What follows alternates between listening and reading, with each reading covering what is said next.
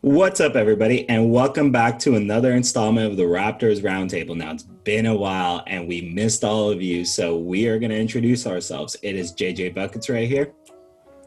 Clutch takes. And the Waraich Report. And we got three really fun topics for you today. Now, the first one being, it's going to be around Jalen Suggs. And for the most part, it seems like he is the consensus number 4 at the moment. And that's what it looks like, where if the Raptors stay at number 4, they're probably going to be taking him. So we are going to discuss the kind of impact he can have on this team and the implications it would have on the Raptors moving into next season. Past that, we are going to discuss this year's NBA Finals. Now, a lot of people have been complaining about the fact that these finals aren't that exciting, or the teams that they wanted to see there aren't there, so they're just not watching it. And we're going to talk about whether or not a finals featuring two teams, I guess, that aren't as glamorous is good or bad for the league. And then lastly, speaking of the NBA Finals, we are going to talk about just some of our favorite finals that we have seen in our lifetime, excluding the Raptors finals, because that one's painfully obvious, right? So we're going to hop into those topics today. But before we do that, make sure that you subscribe to everybody here. These videos rotate around through our channel. So the next one is actually going to be on my channel, JJ Buckets. And if you subscribe, it's a great way to make sure you're keeping up with all the content. And we just appreciate it whenever you guys do. But with that being said, the first topic of the day is Jalen Suggs. Now, it does seem like the general opinion is that Jalen Suggs is kind of the number 4 behind, obviously, Cade, Green, and Mobley. So it seems like he would be the obvious name to drop into the Raptors. And it creates an interesting talking point for how much better do the Raptors get with Suggs? Are they a playoff team? Are they a contender? What can he do for this team? I hate it. I don't know what's going on here. But we're going to talk about the kind of impact he can have on this squad, and I'm going to kick it over to Clutch Takes. Yeah, I feel like Jalen Suggs, he's being pushed down to the number 4 spot. But as we've all talked about, all the top 4 guys, like Green, Cade, Mobley, Suggs, these are all going to be elite players. I feel like Suggs is just a little bit below them, but he's still a great player. I feel like he'll put us definitely back into that playoff contention. I felt like we were already going to be there, going back home and having a healthier roster. Hopefully Siakam comes back soon. But I feel like Suggs, he brings that leadership, kind of that Raptors mentality. I think the reason why I would want Jalen Green a little bit more than Suggs, I'm trying to keep it about Suggs, but is this scoring dynamic. But I feel like Suggs, he'll have a great relationship with Fred VanVleet. I feel like in training camp we'll see if he's the 1 or the 2. But yeah, I like this move. It gives us a little bit more playmaking, leadership. He hit that clutch shot, obviously going to the finals. We need some of that. Yeah, I agree. I think I really like Jalen Suggs for several reasons. First of all, a lot of people have mentioned this online, is the fact that Fred VanVleet is a shoot-first guard. I think when you bring in Jalen Suggs, you bring in a little bit of passing, and that 1-2 combo with him and Fred VanVleet would work really, really nicely. I think they can both kind of feed off of each other. Fred VanVleet can shoot those threes, and we know Jalen Suggs likes to drive to the basket. So they kind of complement each other's games really well. I think that fits in really well. And just when you think of Jalen Suggs, what he brings to the team is good defense, leadership. And I think, without a doubt, if we get Jalen Suggs, we are going far into the playoffs. And as Dan touched on, some of the health and injuries and not being at home definitely played an effect in the Raptors not making the playoffs. So we're a great roster as it is, and I think adding Suggs would make us that much better. It's funny because adding Jalen Suggs into the mix here kind of gives you a similar dynamic, I feel, to what you have with Kyle Lowry and Fred VanVleet. But it is a little interesting because with Suggs, you obviously have somebody that's younger and is more aggressive, whereas Kyle, you could tell he was more content to have a more of a perimeter-oriented game, I would say, in the last few seasons, and that's super fair. As he's getting older, he's not going to want to go inside and constantly get hit, on those drives. Suggs absolutely will. That man is an athlete. That man is aggressive. I am super excited to potentially see that dynamic. And for a lot of the reasons of what you guys talked about was, I actually think Fred VanVleet can play really well off him. I saw this tweet. I can't remember by who, but I saw this tweet where a lot of the things that Raptors fans love about Kyle Lowry are things that also embody Jalen Suggs and that he can bring to the table. And so he's going to, in theory here, he's going to bring a lot of the same things that Kyle Lowry does in terms of the leadership, in terms of the playmaking, but he's going to do that in a young, athletic 6'4" body that can fly above the rim, which will be super fun to watch. I think this team is easily a playoff squad with him next year, especially when you consider that, you know, you're adding the top 4 pick, you have free agency where you're going to have a lot of cap room to potentially go out and fill out the roster. A Kyle Lowry signing trade is probably going to help at least the depth on this team. They're easily a playoff team, and dare I say it, maybe they're even pushing into that dark horse contention, because let's be real, the Raptors were not as bad as their record last year. I look at the Raptors the same way like I look at the Warriors, where, you know, obviously both these teams are high up in the draft this year. Neither of them have any business being there based on how good their teams are and how good their squads are. So I fully expect the Raptors back in the playoffs. And maybe, just maybe, they'll be back kind of in that middle of the pack of the East and just kind of pushing that upper echelon without quite being there. Did you guys get the notification? For some reason it says remaining meeting time and it's counting down. I see it now that you've pointed it out. Yeah. I don't know why it's doing that. Is it going to end, you think? Or I mean, if it does, we'll just start a new one and keep rolling. Okay, so we'll just cut off where Gigi stopped. And then... Yeah. All right, I guess we'll keep that in mind because I don't know why it's doing that. So, all right. Dan, do you want to say more about this? Yeah, I'll say a little bit more. Okay, so just count on 3, 2, and then go ahead. Yeah, and I think another interesting thing about adding Jalen Suggs is that we've seen in the past that Masai has been looking at faster guards such as LaMelo Ball or Lonzo Ball. We've heard like a lot of rumors about that. So that makes me to believe that he wants to improve the Raptors' pace.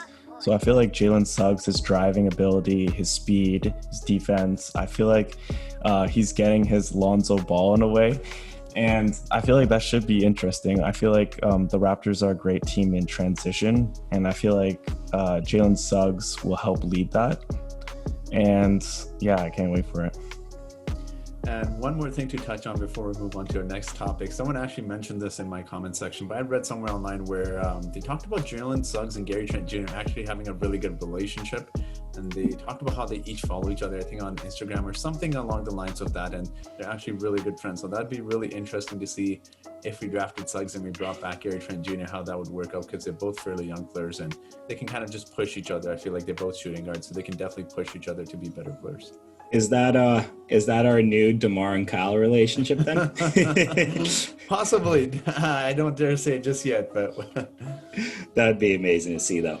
All right, moving on to the next topic here. So naturally, we're at the NBA Finals at this point. The season is almost over, and we've got the Suns and the Bucks here. And I say that statement, obviously it does not sound like the finals that most of us predicted. I mean, I think when we had our video in here, I think we all kind of unanimously said, what was it, Nets and Lakers, even though I think there was some caution about that. Even still, this isn't the finals people were expecting. But I mean, for one, I'm personally really enjoying seeing Phoenix against the Bucks here. I think it's a really interesting matchup. I think it's fun to not always have those super teams there, but I can see why that may not be the case for some people. I think potentially, the casual audience is maybe a little alienated by the lack of, I guess, star names to watch. So I'm going to kick it over with the question of, is this NBA Finals that we're having this season good for the league, or has it been soured by, all the injuries and all the talk that there's just no star power in this finals outside of like Giannis, CP3, D-Book? I think it's good for the NBA in the sense that, it breaks like the predictability trend. We all thought Nets and Lakers, and it's like nice and refreshing that technically it wasn't that. And I feel like it's good for like, smaller market teams that haven't won a championship. They get their chance, those fan bases get their chance to compete for a championship. I feel like it's good in doses. Like obviously, you know, those Cavs versus Warriors matchups will be like remembered forever. But you know, it's good to switch it up every now and then. Like when that went like 4 times in a row, it's just like, okay, let's change it up already. So I feel like it is good for the league, but in doses. Okay. Yeah, I agree. I think it's nice to see it. Don't get me wrong. We all complain about super teams, but who doesn't want to see LeBron versus KD? It would have been a great matchup, but I think what I really like about this matchup is the fact that, you know what, 2 players in Chris Paul, who was, first of all, just a few seasons ago, for some reason, just because he had an injury, not even a fault of his own, and the Houston Rockets were literally facing a super team in the Warriors they lost to, and everyone wrote Chris Paul off, said he's washed, he's not great, even though he had a good playoffs, I remember then. And also Giannis Antetokounmpo as well. I know us Raptors fans are really hoping he doesn't re-sign with the Milwaukee Bucks, but it shows when you players like that show a little bit of loyalty to teams they're sticking with. I think it's great because it'll hopefully deter the new generation or a lot of free agents in the upcoming free agency, but more so the next few years is potentially sticking with their team rather than forming these, you know, 2-3 super teams we've seen in the past few years. I gotta say, as somebody that was right at the head of the push Giannis out of Milwaukee agenda, it hurts seeing them in the finals. And honestly, it hurts seeing them in the finals mostly because Coach Bud is still just awful. And if the Bucks do end up winning the finals, it will be in spite of what Coach Budenholzer has done, not in favor of that. I do really enjoy the matchup here. I think there's some really great storylines. I think the issue is more so like the issue that people talk about. I think the NBA marketing team maybe wasn't ready for a non-LeBron James driven kind of narrative around the finals, if that makes sense to you guys, because he's obviously been the NBA's most marketed star for what, like two decades now, almost 2 decades now. So I guess it's tough for the NBA that they don't have anybody to immediately fill that gap. And I don't think they've done the due diligence on somebody like Giannis that could be, say, your next face of the league. I don't think they've done the work on him to get him to a level of somebody like LeBron in terms of marketability. And you could argue that maybe he'll never get to that level because he stayed with his small market team, you know, being the Milwaukee Bucks. So I think in that sense, I don't necessarily think this finals is it bad because they haven't marketed any of these guys properly? In that sense, it is bad for the NBA. I also think they have a really easy storyline here that for some reason they haven't pushed enough. Like I've definitely seen it, but as far as narratives go, Chris Paul's last chance at a ring, how great of a narrative is that? Why are they not pushing that more? And then obviously Giannis's first chance. So there are some really good built-in narratives. I think the issues here are more so with the NBA and NBA's marketing team, more so than it actually is with the quality of teams. And yes, I understand that all the injuries kind of sour the matchup a little bit. I don't disagree with that. I think you'd be lying if you said injuries didn't affect this season, but at the same time, said it before, I'll say it again. You play who's in front of you, and that's what both these teams have done. Milwaukee ended up knocking off a very talented Brooklyn team, even though they weren't healthy. Obviously, the Suns did the same with the Lakers and the Clippers. So you got to play who's there. And they're in the finals now, and that's all that matters, right? Yeah, you got to play who's in front of you. Like when people criticize like the Raptors championship, like, oh, KD was out. It's like, you can't do anything about that. You just got to play who's in front of you and compete.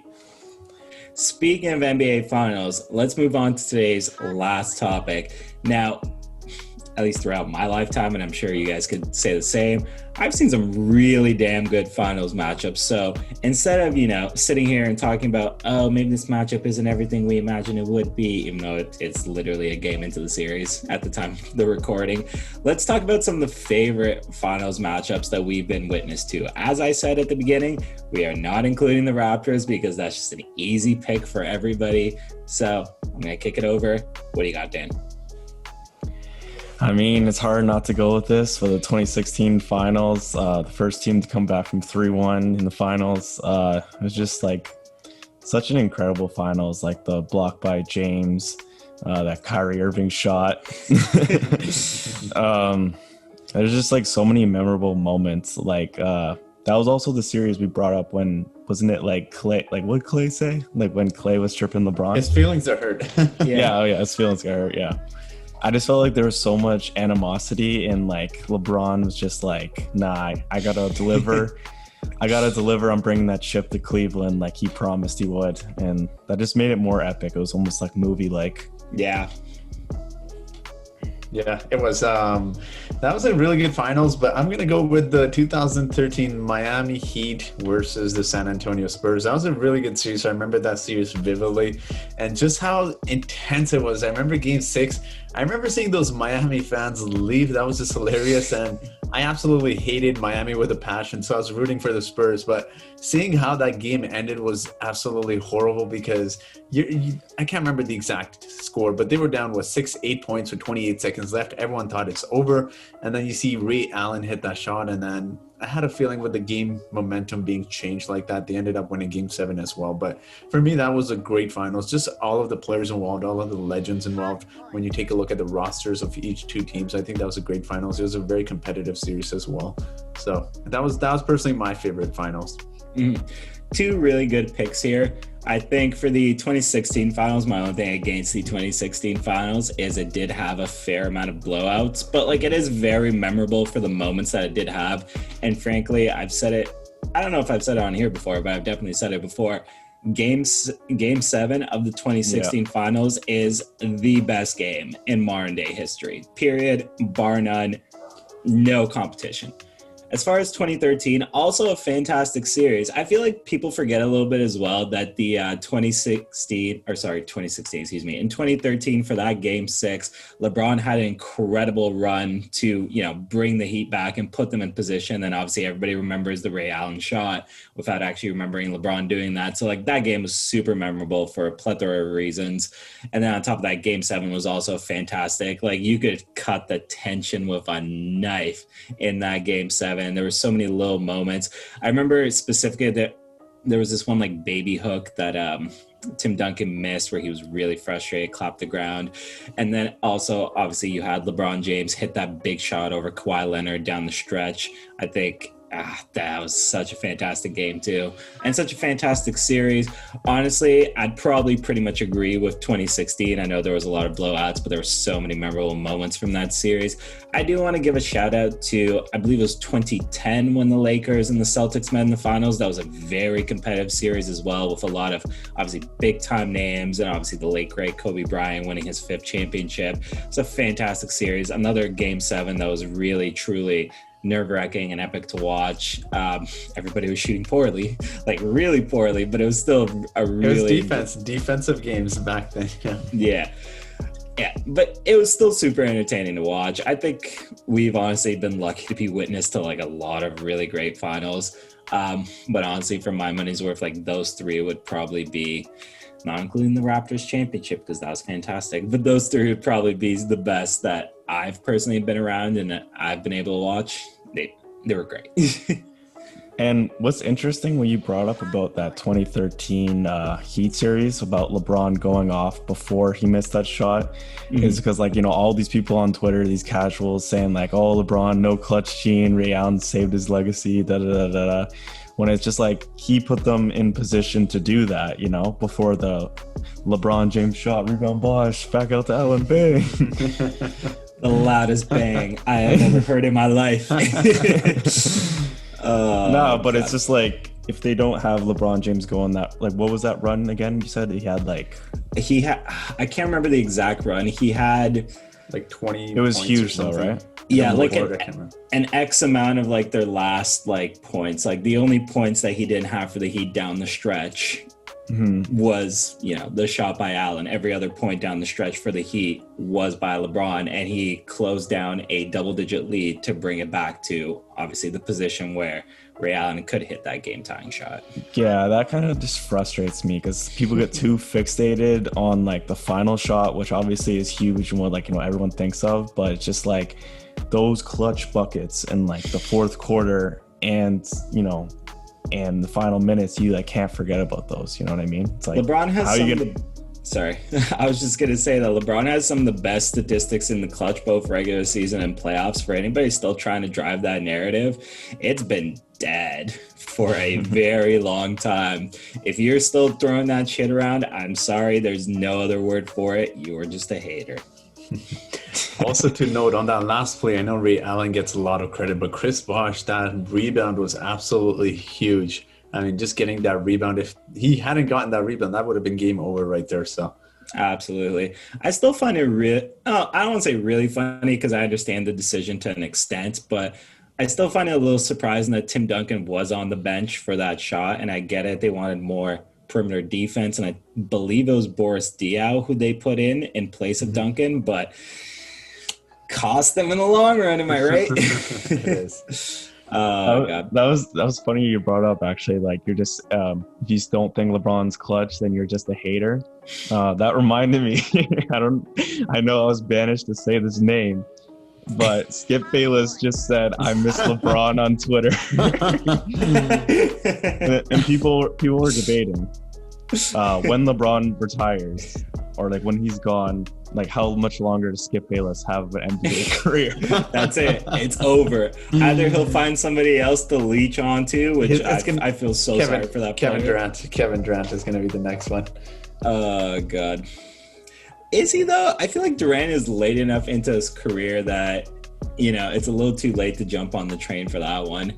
I feel like, honestly, if Giannis doesn't win the championship this year and doesn't win it for a couple more years, I feel like Giannis is the obvious target for somebody like a Bayless to leech onto. Yeah, he needs young blood to leech onto, so it's like longevity. He needs to keep that career alive. Oh, God. Imagine just making a whole career on just hating a man. Unreal. Oh, God. Also, but for whatever it's worth, Luka is the next face of this league. Fight me on it. But I think that more or less does it for us here today. Thank you so much for all of you folks that came out here to watch and are sitting back and enjoying this. Believe me, we enjoy doing these just as much as hopefully you enjoy watching them. So it is a pleasure every single time. The usual shtick at the end here, folks. Subscribe to everybody here. It goes a long way to helping all of our channels grow, and it'll help you keep up with the content for the Raptors Roundtable, which if you're still at this point in the video, you're very obviously enjoying it. Other than that, like the video as well. It helps it reach a bigger audience. And like I said, well, for this one specifically, it's going to be on Clutch Takes channel. So help the guy get some views. Come on. Next one on JJ Buckets. Next one's on my channel. Yes, sir. Other than that, I think that's going to do it from everybody here today. So my name's JJ Buckets. We got Clutch Takes over there. We got the Waraich Report. And right here somewhere. That'll do it for us. So we will see everybody next time.